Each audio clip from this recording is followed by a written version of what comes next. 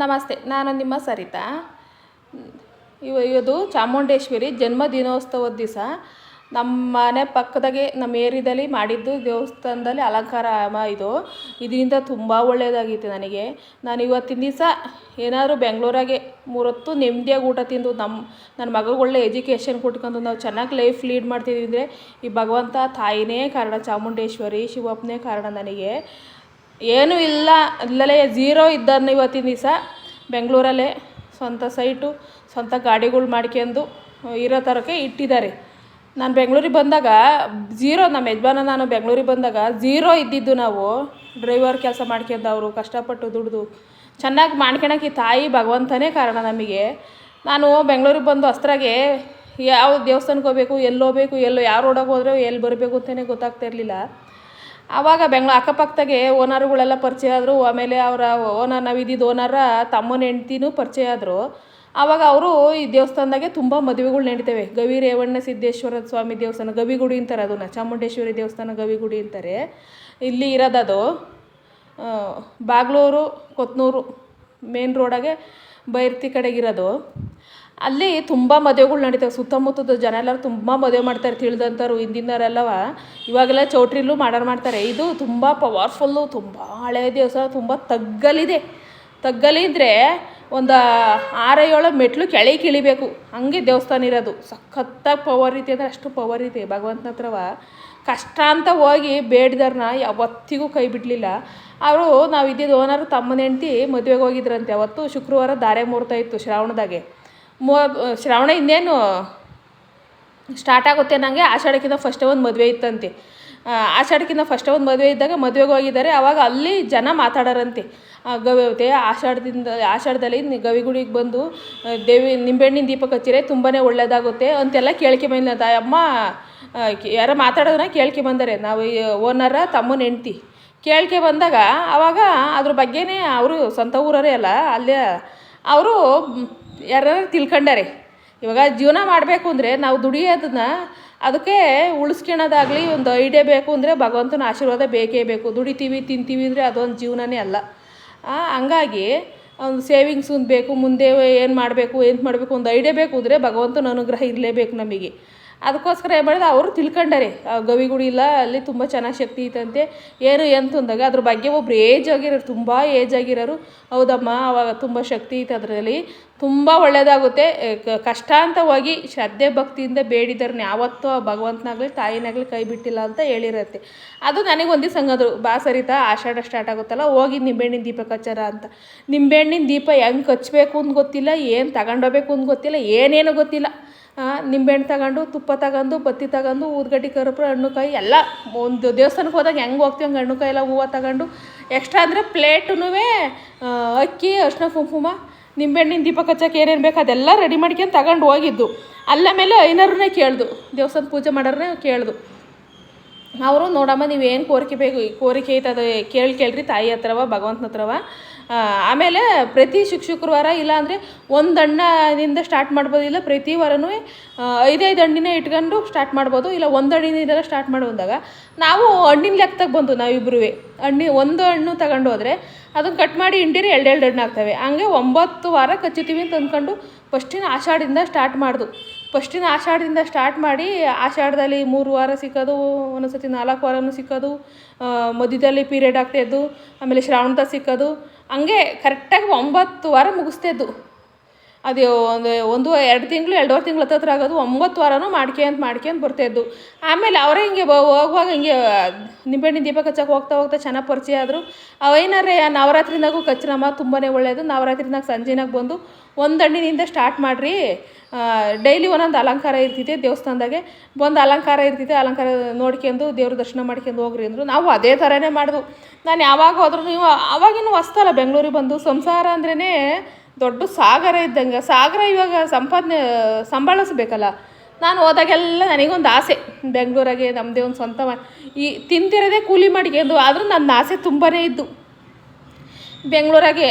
ಇನ್ನು ಇತ್ತೀಚೆಗೆ ಬಂದಿದ್ದೀವಿ, ಆದ್ರೂ ನಾವಿದ್ದಿದ್ದು ಬರೀ 2,000 ಮನೆ ಬಾಡಿಗೆ. ನೋಡಿ, ಇದೇ ನನ್ನ ತಾಯಿ, ತುಂಬ ಪವರ್ಫುಲ್ ತಾಯಿ. 2,000 ರೂಪಾಯಿ ಬಾಡಿಗೆ ಕಟ್ಕೊಂಡಿದ್ದರು. ನಮ್ಮ ಮನೆಯವರು ಡ್ರೈವರಾಗಿ ವರ್ಕ್ ಮಾಡೋರು JCPನಾಗೆ. ಆದ್ರೂ ನನ್ನ ಆಲೋಚನೆ ತುಂಬ ಎತ್ತರಕ್ಕಿದ್ದಿದ್ದು 2011-12 ಆ ರೀತಿ ಇದ್ದವಾಗ ನಾನು ಹೋದಾಗೆಲ್ಲ ಕೇಳ್ಕೊಳೋದು, ನೋಡವ್ವ ನಮಗೆ ಬೆಂಗಳೂರಾಗೊಂದು ಸ್ವಂತ ಮನೆ ಬೇಕು, ನಾನು ಊರು ಬಿಟ್ಟು ಊರಿಗೆ ಬಂದು ಏನಾದರೂ ಒಂದು ಸಾಧನೆ ಮಾಡಬೇಕು, ಕೆಟ್ಟು ಪಟ್ಟಣ ಸೇರಬೇಕೇ ಹೊರತು ಪಟ್ಟಣದಾಗ ಕೆಟ್ಟು ಹಳ್ಳಿಗೆ ಸೇರಬಾರ್ದು, ಮರ್ಯಾದಿರಲ್ಲ ಊರು ಮನೆಗಳಿಗೆ ಅನ್ನೋದು ನನಗೆ ಅದೊಂದು ಆಲೋಚನೆ. ಆ ರೀತಿ ನನಗೂ ಅಷ್ಟೇ ಇತ್ತು. ಬೇರೆಯವ್ರದ್ದೆಲ್ಲ ಹೆಂಗೆ ನಂಗೆ ಗೊತ್ತಿಲ್ಲ, ನನಗೆ ಅದೇ ಇದ್ದಿದ್ದು. ಯಾರೂ ಸಪೋರ್ಟ್ ಇಲ್ಲ ನನ್ನ ಸಂಸಾರಕ್ಕೆ. ಎಲ್ಲರೂ ಚೆನ್ನಾಗಿದ್ದೀರಾ ಆಯ್ ಬಾಯ್ ಅಂತ ಆಶೀರ್ವಾದ ಮಾಡಿದ್ದಾರೆ ಹೊರತು ನೀವು ಅದು ಮಾಡಿರಿ, ನೀವು ಇದು ಮಾಡಿರಿ, ನಿಮಗೆ ಒಳ್ಳೇದಾಗುತ್ತೆ, ತಗೊಳ್ರಿ, ನಾವು ನಿಮ್ಮದು ಇಷ್ಟು ಈತ ನಾವು ಇಷ್ಟು ಕೊಡ್ತೀವಿ ತಗೊಳ್ರಿ ಅಂತ ಅವತ್ತಿಂದಕ್ಕೂ ಇಲ್ಲ ಇವತ್ತಿಗೂ ಇಲ್ಲ ಅಂದ್ಕೊಳ್ರಿ.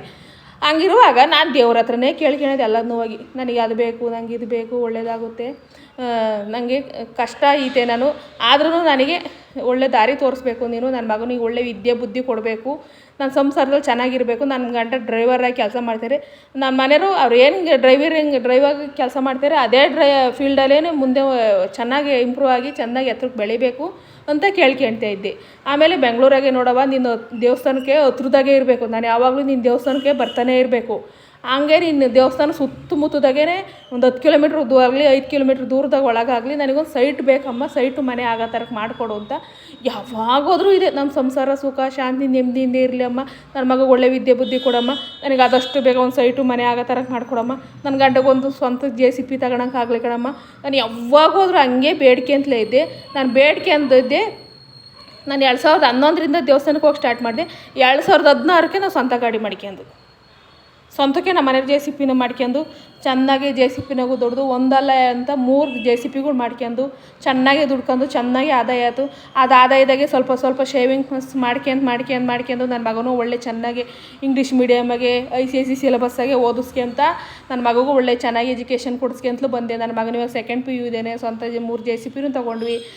ಇಲ್ಲಿಂದ ಮನೆ ಬೇಕಲ್ಲ, ಸೈಟ್ ಬೇಕು, ಮನೆ ಬೇಕು ಅಂತ ಕೇಳ್ತಾನೆ ಇದ್ನಲ್ಲ. ನೋಡಮ್ಮ ಚೆನ್ನಾಗೇ ಕೆಲಸಗಳು ಸಿಗ್ಲಮ್ಮ, ಗಾಡಿಗೆ ಚೆನ್ನಾಗಿ ಸಂಪಾದನೆ ಆಗ್ಲಮ್ಮ, ಡೈಲಿ ಗಾಡಿ ಕೆಲ್ಸಕ್ಕೆ ಹೋಗ್ಲಮ್ಮ ಅಂತ ಬೇಡಿಕೆ ಅಂತಲೇ ಇರ್ತಾಯಿದ್ದೆ. ನಂಗೆ ಏನು ಬೇಕು ನೀನು ಒಳ್ಳೆ ರೀತಿನಾಗೆ ಹೋದಾಗೆಲ್ಲ ಒಂದೊಂದು ಅದೇ ಕೇಳ್ಕೊಂತಲೇ ಇದ್ನ. ಆವಾಗ ಬೆಂಗಳೂರಾಗೇನೆ ಸೈಟ್ ಬೇಕು ಅಂದಾಗ 2016ಕ್ಕೆ JCBಗಳು ಒಂದು ಅಂತ ವರ್ಷಕ್ಕೊಂದೊಂದು ಹಿಂಗೆ 2020 ಸೈಟ್ ಗಾಡಿಗಳೆಲ್ಲ ಮಾಡ್ಕೊಂಡು ಮಧ್ಯದಾಗ ಕೊರೋನಾ ಬಂತು. ಅವಾಗ ಸ್ವಲ್ಪ ಬಿಸ್ನೆಸ್ ಕಮ್ಮಿ ಆಯಿತು. ಇರೋದ್ರಾಗೇ ಅಡ್ಜಸ್ಟ್ ಮಾಡ್ಕೊಂಡು ಒಡ್ರಿಂದ ಡ್ರೈವರ್ಗಳಿಗೆ ಪೇಮೆಂಟ್ ಕೊಡ್ಕೋಬೇಕು. ಕೆಲಸ ಇಲ್ಲ ಅಂದ್ ಗಾಡಿಗಳು ನಿಂತ್ಕೊಂಡ್ರೆ ಅವ್ರ ಜೀವನ ಆಗಬೇಕಲ್ಲ. ಆ ಕೊರೋನಾ ಟೈಮಾಗ ಒಂದು 2 ವರ್ಷ 3 ವರ್ಷ ಸ್ವಲ್ಪ ಕಷ್ಟ ಆಯಿತು. ಆಮೇಲೆ 2022ಕ್ಕೆ ಸ್ವಂತ ಸೈಟೇ ತೊಗೊಂಡ್ವಿ ನಾವು ಬೆಂಗಳೂರಾಗೆ.